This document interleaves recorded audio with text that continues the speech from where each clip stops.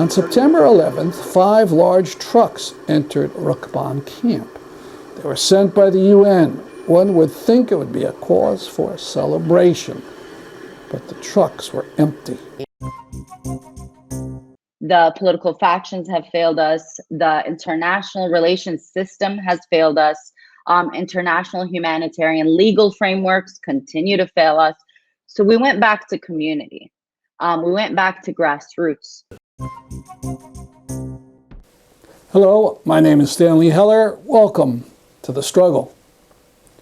Saturday, September 18th, we'll see a rally for environmental justice at the Performance Pavilion in Bushnell Park in Hartford. It will go on from 2 to 4 p.m. The pavilion is near Asylum Avenue and the train station. Environmental justice means opposition to environmental racism, and that means the routine practice of putting the worst and most dangerous polluting factories and power plants in poor and minority neighborhoods. Here are some posters we found about environmental racism. At the event Promoting Enduring Peace, we'll have tables under a canopy with yellow banners with far-reaching proposals. Instead of begging Exxon and Shell and all the rest to protect the environment, PEP proposes a community worker takeover of those fossil fuel companies, with the goal to gradually abolish the use of fossil fuels. Instead of raising taxes on energy, PEP proposes to do something that was done during World War II, rationing.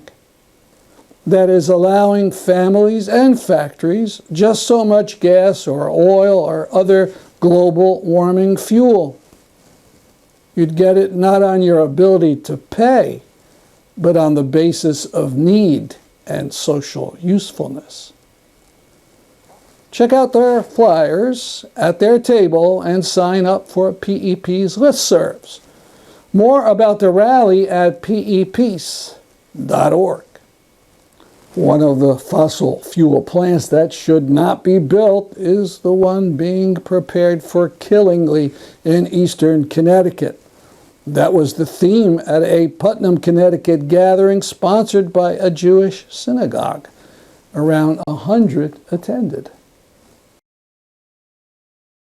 We've talked about AlRaqqan a number of times on this program.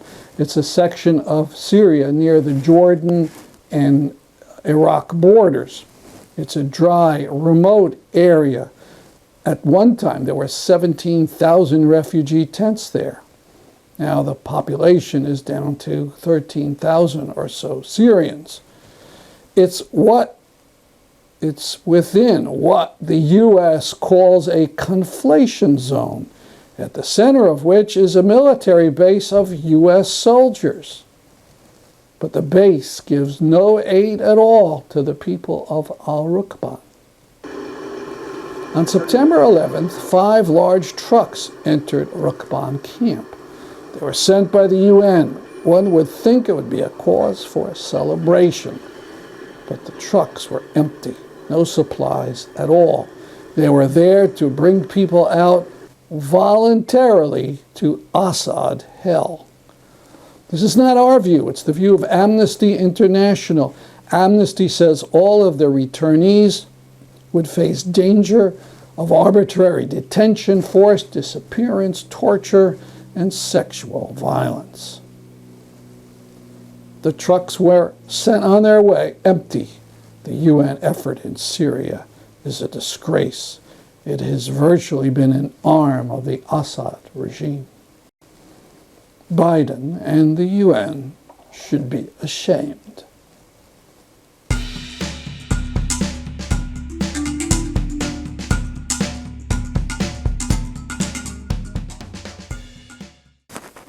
Four of the 6 Palestinians who escaped the Israeli prison have now been captured.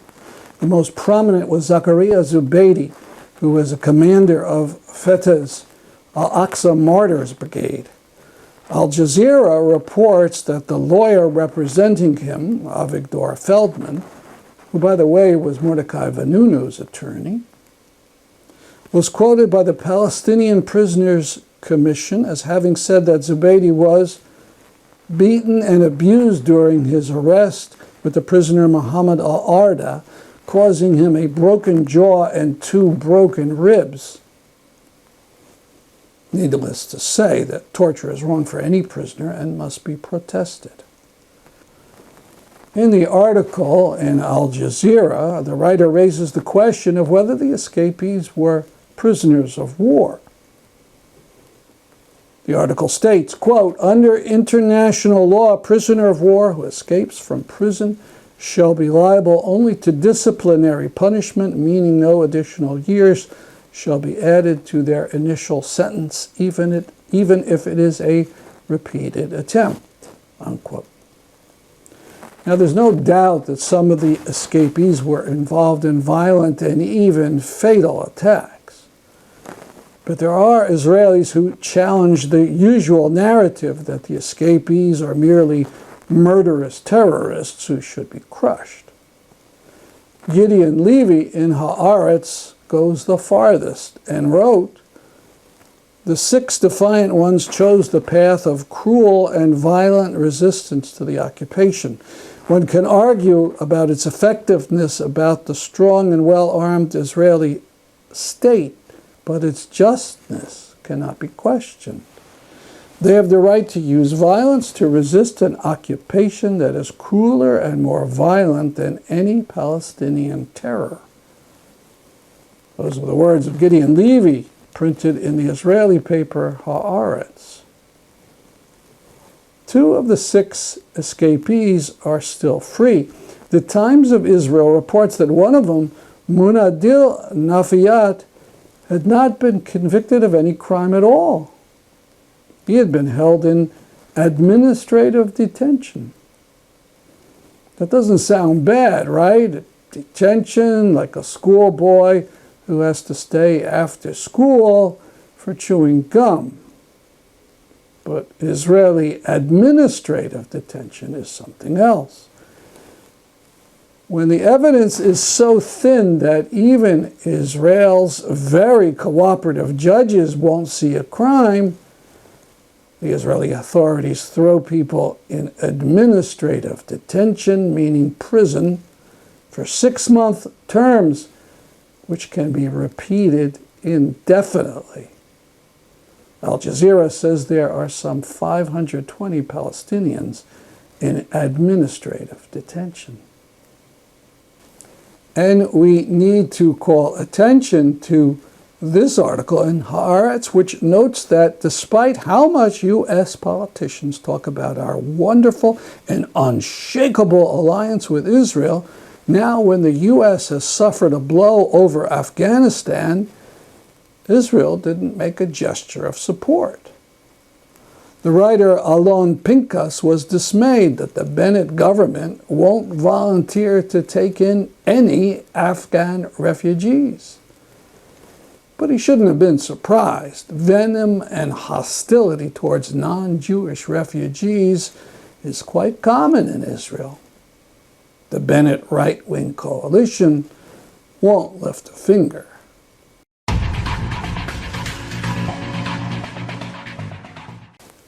Now, from the recent RPM event entitled "From Syria to Palestine, the People's Resistance," the talk by Mariam Barghouti. Mariam Barghouti is a Palestinian writer, blogger, researcher, activist, commentator, and journalist. Her work has been featured in Al Jazeera English, The Guardian, BBC, Huffington Post, The New York Times, The Washington Post, Mondoweiss, and other prominent media. She spoke from Ramallah in the West Bank. And I wanted to ask Mariam, this year has been extremely bloody and difficult for both Syrians, but particularly so for Palestinians. I'm thinking, of course, of the Zionist state's attack on Gaza, its attacks on Jerusalem, which are still ongoing, the PA oppression, and the uprising against the PA. Could you talk a bit about the recent Palestinian grassroots strategies to oppose and resist Zionism and its enablers? Hi, Yazan. Thank you for having me. Oh, thank you, Lanidal and Joe, for their, and it's a very informative and incisive remarks. But I suppose what I can offer in addition to that maybe is a bit more focused on today and tomorrow, right? In terms of the Zionist repression, what we saw happening in Gaza after the brutal wars that have been taking place in 2012, in 2014, in 2018, and the constant bombings that happen in between, the starvation of Palestinians, the closure, besiegement of mostly civilian population, mostly refugees, continues to be this war crime that keeps happening. But beyond Gaza, beyond the West Bank, there's also an increase in settler repression in Haifa and in Yafa and in Safad and in Akka and Bi'r al-Saba. And it's really important to remember that these are settlements. As discomforting as that is to hear, these are settlements, and this is settler colonialism. There isn't anything called the Israeli state. There are no borders to that. It is the replacement. So these areas have been fully ethnically cleansed, and now we're moving on to the rest. And what we saw more recently, and why it's so important to remind us of this dynamic, is because despite the repression, what we have seen is unity. Although I think a lot of our struggle in Palestine is the divide and conquer, whether it's from the Palestinian Authority or from Zionists. Divide, divide, divide across political factions, divide across class, divide across a racial hierarchy. Israeli Arab, quote unquote, not Palestinians with Israeli citizenship, West Bankers, Gazans, refugees. This division means we are unable to relate with our experiences. Our problems aren't exactly the same in image and manifestation, so we're unable to link up together. But what happened in the most recent escalation of Israeli settler aggression was we said enough. And that is mostly because the political factions have failed us, the international relations system has failed us, international humanitarian legal frameworks continue to fail us. So we went back to community. We went back to grassroots. We, lawyers were volunteering, medics were volunteering, youth were volunteering with each other at the bare minimum of just checking up at the psychosocial level. The amount of trauma I think you keep witnessing across time holds its own impact. And that's where Palestinians succeeded in recognizing that when political institutions fail, community can show up. And that comes with its own problems and dynamics that I think we're still facing and coming up with solutions as we go. And this is growth. So what Palestinians continue to affirm, I see, is this constant growth and this constant confrontation of the oppressive realities, even though the risks keep getting higher.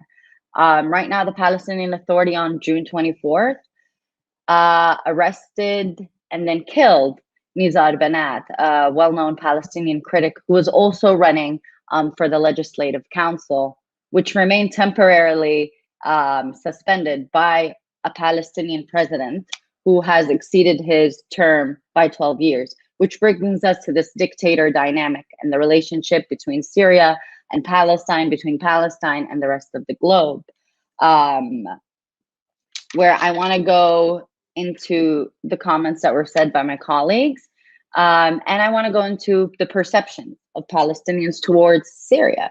So as Joe was explaining, and as Nidal was explaining, in terms of the links, they're related to our position. Palestinians, finding themselves in Syria, being treated, by comparison, treated better than other host countries. Still, I don't think, that that's a success. As long as we're refugees and in exile, we need to remember that that's not a success. Just we are able to survive up until this point. Let us return now. So perceptions of Palestinians towards the Syrian uprising came with a lot of trauma, I think, of what we have seen across the Arab region, of dictators just becoming stronger and more brutal. So when the uprising happened in Syria, there was this theorization, if Bashar al-Assad goes down, then the entire Middle East will become unstable, not recognizing that we need that instability because we are living such hard and difficult and challenging and fatal realities. So the concern was the instability, and this would mean the emboldenment of Israel's settler colonial project, especially since we have to keep in context the Zionist efforts revolve around Greater Israel, which includes Syria, which includes Lebanon, which includes Jordan. And then let's not remember that the Golan Heights, the Syrian Golan Heights, taken in 1967, are still colonized by the Israeli settler colonial project. So where did the solidarity come from between Palestinians and Syrians? Why was there reintegration in Yarmouk? As Nidal was saying, it was mostly Syrians. The solidarity and the support that Palestinians received in Syria was mostly at the civil society level. It wasn't this institutional support. That was diplomatic agreements and allies and the treaties that continue to fail mass public. But at an individual and familial and community level, it was the people, the Syrian people. So when the uprising was happening, I saw a lot of invalidation of the demands. I saw a lot of vilification of the Syrian right to self-determination and Syrian right to choose the people that represent them internally and at a global level. And then I saw the complete opposite of that. I saw Palestinians move beyond Palestinian exceptionalism and recognizing the importance of solidarity, recognizing that no matter the uniform, an oppressor is an oppressor, that if you use a sword or you use a gun, you are killing someone on the basis of supremacy. Whether it's factional supremacy or racial supremacy, it's still supremacy. So I was able to see that. And that nurtured more community building, and that nurtured an expansion. So should Palestinians and Syrians work together? You were just asking this, Yazan, to Nidal.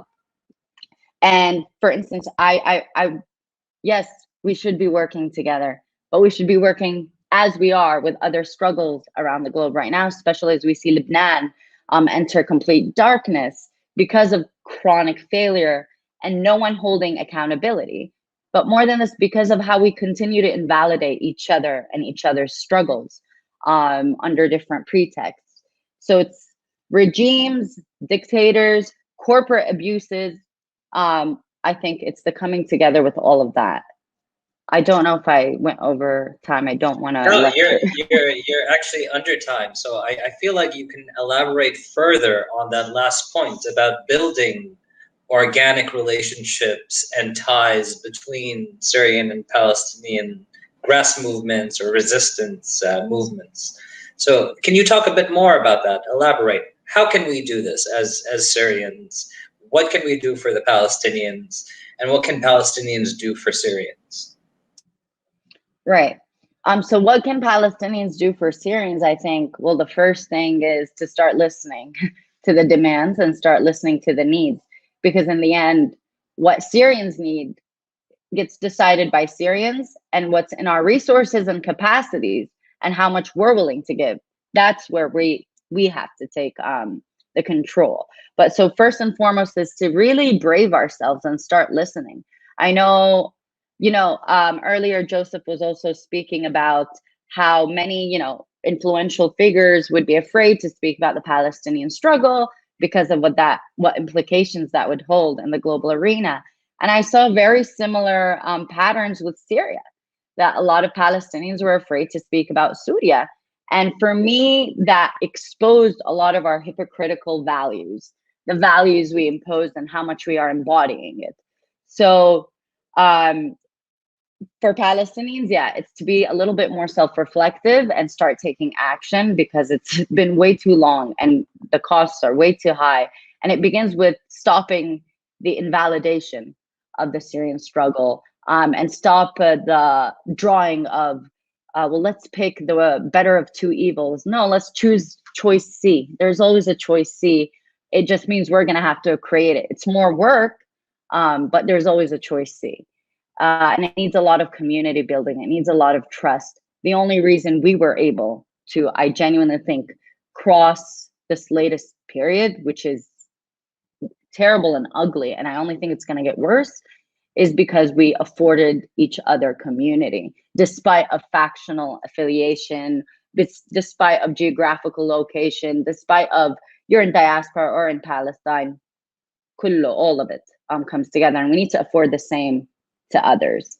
I hope that answers, and I don't want to take too much time because Q&A might be more valuable. I think your point is quite brilliant because if I may, I think one of the powerful things of the last situation was seeing the unity between the Palestinian people, regardless of their location, which as a Syrian, I took very much heart to that. It gave me quite a lot of hope for, my cause, and because like the Palestinian Syrians are dispersed around the world at the moment.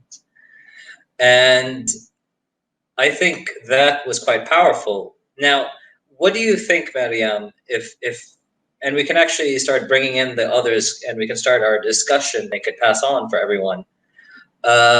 What do you think about how we can deal with the problematic components within international solidarity? I'll be very blatant, where I'm thinking of examples like Gray Zone that really created a lot of fissures between the Palestinian Solidarity Movement and the Syrian Solidarity Movement, I think particularly in the American context. So how, if Mariam can answer that first, and then Joe, you can jump in and take the thread from there. I think that's a really good question. And I think it's rooted also in what Joe touched on, a class issue, right? Again, for me, what I saw, even for solidarity movements with Palestine, namely from the US and global North, was again, this delegitimization that we can know what we need and we can know our demands and we can know how to get it. That there's this constant trying to say, well, no, you have no idea what's going to happen if we do listen to your demands. And I think it's rooted in arrogance, and a lot of the arrogance in the international sphere. This continued, for example, with Palestine, the continued assumption that the US is going to broker peace here, even though the US still treats it as a conflict and not a settler colonial issue. I think it was the same thing with Syria, that a lot of people just kept saying, well, we know better, we're with you, but we know better. And when you tell them, no, you don't, it kind of creates these fissures and splinters. Indeed, indeed. I would like to move on and ask Nidal a question. As a Syrian Palestinian, what do you think, Nidal, of Palestinian perceptions towards the Syrian uprising? And I would like to add, what do you think of Syrian perceptions towards the Palestinian cause? Well, you are touching actually like very sensitive issue, like, because it's very personal, and it's like sometimes I feel that it's very hard for me to be like really neutral in this, like when I analyze or on a panel, like to an extent, like I could cry any minute now, it was because it's very hard for me as a Palestinian who his father was born in Palestine, became a refugee in a refugee camp in Syria. It's very hard for me to feel that I have to convince another Palestinian that I am in pain, and there is not any difference between an Israeli F and a Russian MiG. Both of them they kill, and being under the rubble, it does not have a feeling when you are dead, right? Nizar Bennett For example, Nizar Bennett was like supportive of the Syrian government, supportive of the displacement of Syrians in Ghouta. And he has, like, when I went through, I've never known him, never heard of him, but when I went through his tweet, it was very hard for me even to read. But I had the capacity, and thanks God until I have it, like, to have sympathy to him because he was murdered because of his opinion, not because he was shooting others in the streets, right? But it was harder for me to read the comments on his death from Palestinians and from Syrians. You know, like, when we lose this sense of humanity, of sympathizing with each other's, when we are all under the same sword and under the same and being killed, when we lose this sense, I think we know to what extent this situation that we are in is divisive and hard, and that to get out of this situation, I don't know that if there is an answer or a simple plan or a roadmap for this, whether it should be from bottom up or from bottom up. But what I know is that we are going into a struggle, and we yet to understand where we are and how to move forward. So the question isn't, should we call for joint demonstrations from here on out? In Palestine, we use the chants that we hear from Syria, and we use them very proudly and very loudly. And I think what we should be asking is, why do we need to ask? If two people should stand, and amplify one another's voices, amplify the struggles, is why are we even asking this question, I think, could be a better use of our intellectual labor. But other than that, it's due. That's our program for today. See you next week at this time. I'm Stanley Heller for The Struggle.